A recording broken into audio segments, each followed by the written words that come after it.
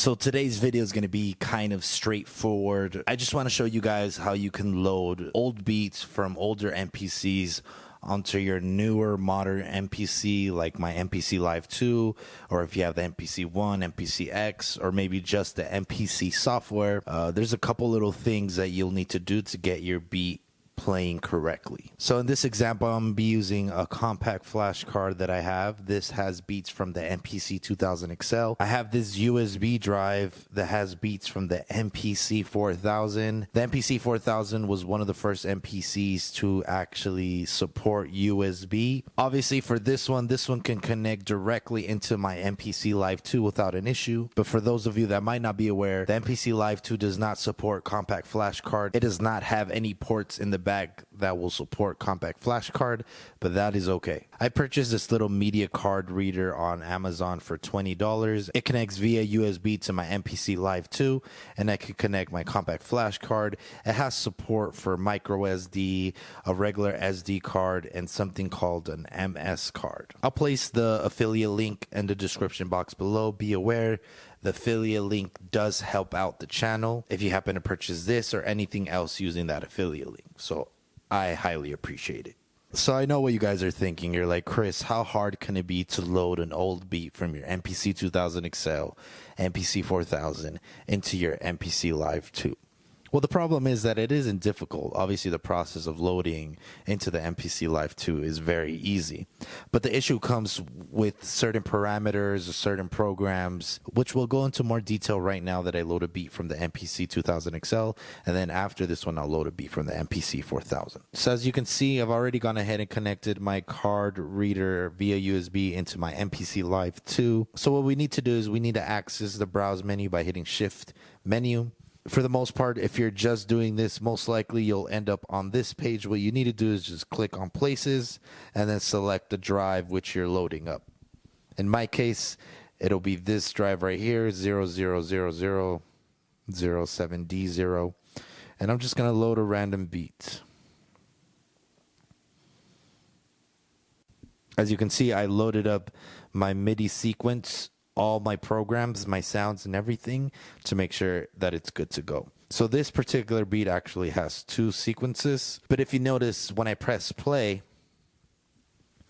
we don't get any sound whatsoever. And if you go to menu and check sample edit, you'll see that all the sounds that were on this previous session in my MPC 2000 XL have loaded in just fine. So the issue is right here where it says drum program. It says none. We have to select the correct program for all the tracks. So in the MPC 2000 XL, the programs were named New PGM A. On the MPC Live 2, they are called Program 001. So make sure you're selecting the right program or else it's still not going to play. So I'm going to load the other ones as well. Make sure everything is loaded. I don't know if there's a faster way of doing this, of selecting multiple programs at once. If you guys know, leave it in the comment section below and I will pin it. So for this first sequence, as you can see, I have 4 tracks. That's exactly how I labeled them in my MPC 2000 XL. And the same thing with the second sequence. I have a little bit more tracks. I have 7 tracks. And the way that I labeled them here is the exact same way that I labeled them on my MPC 2000 XL. This beat was made December 12, 2011. So it's a very old beat. I'm going to play it to see if it works. And please, please don't judge me too hard.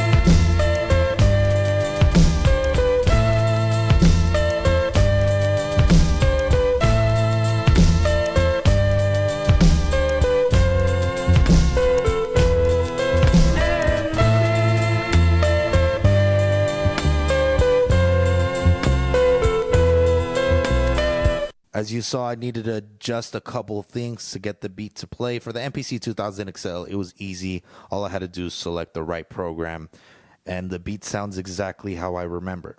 Now we're going to try to load a beat from the MPC 4000, but before I do that, I want to get rid of everything in this session. Now, the easy way would be to just click New. It erases, it gives you a blank slate.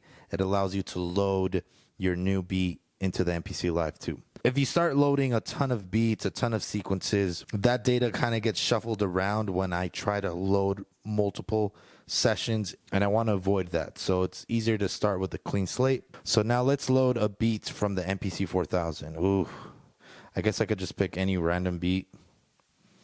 I'll pick beat number 20. Oh, and as you can see, I can audition all my sounds like normal. You gotta load my program. You gotta load both your sequence and your program, otherwise it might not work as great. So same idea. We're gonna load the program. For this one, I don't know why the tracks aren't named. That's very unusual because I'm normally pretty good at naming my tracks. Maybe it didn't translate over. I'm not sure what's going on. I'm going to press play, and you guys are going to notice that the beat is going to sound a little strange, and you guys are going to see why right now.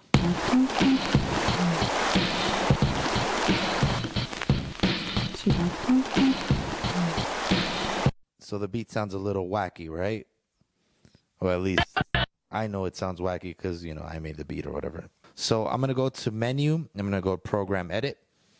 And as you can see in my filter section is actually kind of crazy with a very strange attack, with a very strange release and sustain. Now, this is one thing that might not translate as good is the parameters that you might change. If you add EQ within like something like an MPC 4000, that's definitely not going to transfer over unless you resampled it back into the MPC 4000. So you have to keep in mind there's certain details, especially effects, that are not going to translate over exactly the same. But by going to my LFO modulation, I can already tell you that the issue is that all my samples, for whatever reason, are set to note on, which means I have to hold the pad in order for me to be able to play the sample. And when I originally made this beat, the samples on this track were all set to one shot. So what I'll need to do is I'll need to go in and set everything to one shot, or I can just go up here, select multiple. So right now that I play back this beat, it should sound exactly the same as when I made it on the MPC 4000.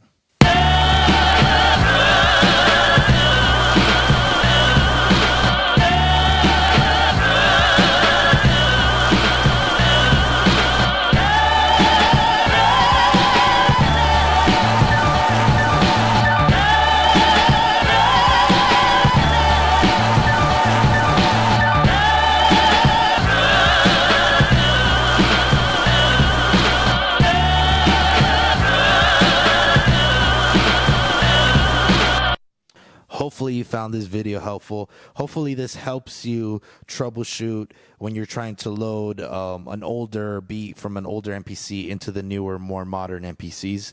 And I hope you guys enjoyed this video. Leave a comment in the comment section below. Subscribe to the channel if you haven't already. And I'll see you guys on the next one. Peace.